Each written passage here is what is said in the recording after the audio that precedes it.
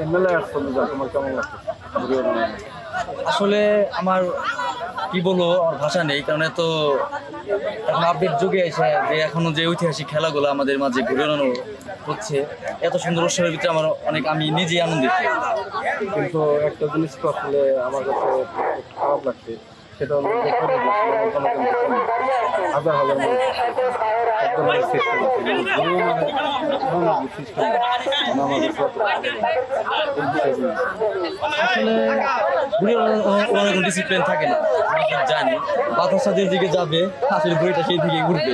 এখানে আসলে গ্রামের শিশু কিশোর এবং কি আমাদের বয়সী তার থেকে একটু বড়, তারাও কিন্তু এখানে ঘুরে বেড়াতে আসছে। আসলে এখানে ডিসিপ্লিন বলতে কিছু নেই, কারণ পুরোটাই আসলে উন্মুক্ত বিষয় জায়গাটা, নির্দিষ্টভাবে কিছু করাটা মুশকিল।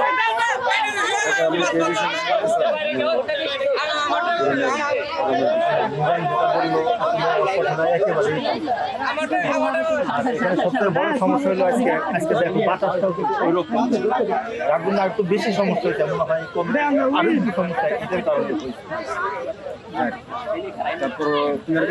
আসলে আমার একটু বলা কিছু নেই, কিন্তু একটু বলতে হয়, কারণ আসলে এই আমাদের যারা ইয়াং স্টাফ আছে, ছাত্র যুব সমাজ, তারা আসলে এই প্রথম আমাদের বাগিয়ে তেমন গুরুত্বটা দিল।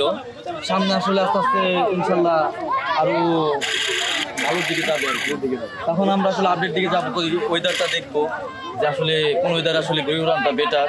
আজকে যেমন একটু হাওয়াটাও একটু কম, সামনে যদি করা হয় তখন এটা ভালো হবে, আবহাওয়াটা দেখি করা হবে ইনশাল্লাহ।